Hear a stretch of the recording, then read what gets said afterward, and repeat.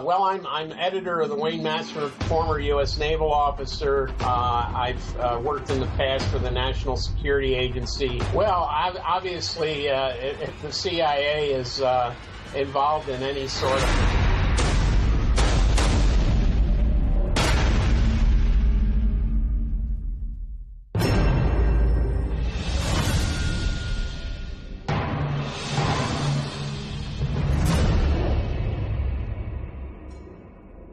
The one thing that's very evident right now is that when we say CIA, there are a number of CIAs. Not everyone in the CIA supports the current director, John Brennan, who's very close to Barack Obama. So when we say CIA, there's different factions within the CIA. Now, the faction that supported the coup, which may or may not have included Mr. Brennan, were concerned about Turkey's moving away from the European Union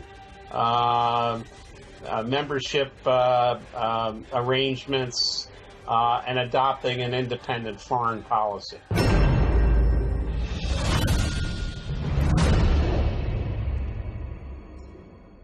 Well, I think there's very little chance that Fethullah Gülen will be extradited. He became a legal resident of the United States in 1999, and it's noteworthy who his three sponsors were for that permanent residency.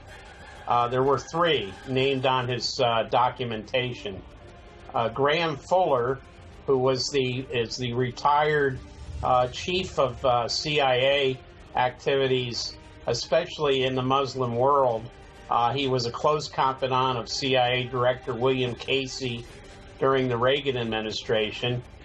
He's also the former father-in-law of Ruslan Tsarnaev, the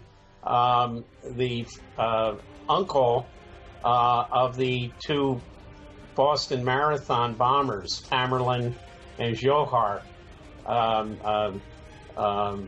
Tsarnaev. So the other two who helped sponsor Fethullah Gülen were ex-CIA officer George Fetus and former U.S. ambassador to Turkey, Morton Abramovich. So these are very high-powered individuals who supported Fethullah Gülen. I would also note that Gülen, living in Saylorsburg, Pennsylvania, has the support of the two Pennsylvania senators, Democratic Senator Bob Casey and the Republican Senator Toomey.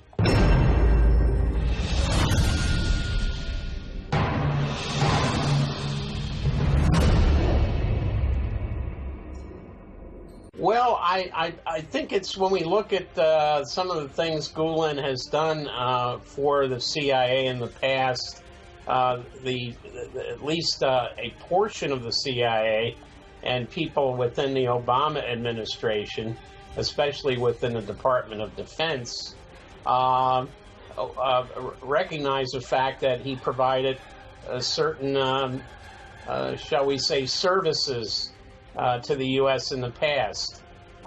In the 1990s, for example, Gülen's network was very instrumental in providing assistance for the rebels in Chechnya and in Kosovo and Bosnia.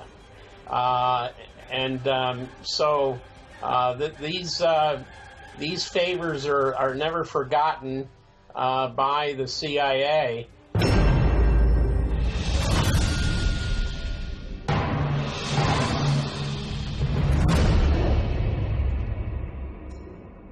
Yeah, well, this is an issue with NATO. I mean, NATO is viewed as a defensive organization, but we've seen NATO used over the years to carry out a lot of subversive activities within NATO countries. The entire Gladio operation, which was first brought to light by former Turkish Prime Minister Gülen.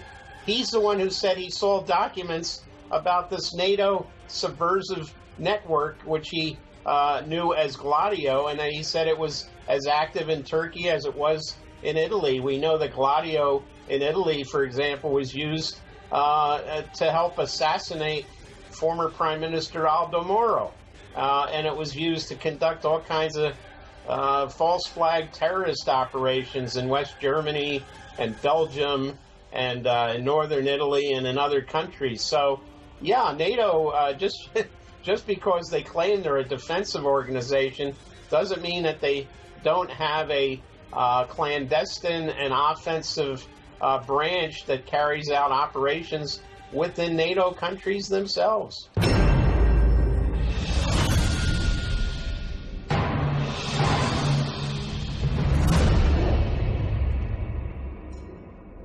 Well, obviously, if the CIA is involved in any sort of coup operation, they're going to have ground agents, field agents in place to deal as liaison with local officials. We've seen this in many, many cases in previous coups in Chile in 1973 involving the CIA station in Santiago. We saw it in 2009 when Obama and Mrs. Clinton fomented their first coup against the elected president of Honduras, Manuel Zelaya. That involved not only CIA personnel at the U.S. Embassy in Tegucigalpa, but also U.S. military personnel stationed at a U.S. air base in the country. This is kind of normal procedure for the CIA to have people in country, in place to support the operation.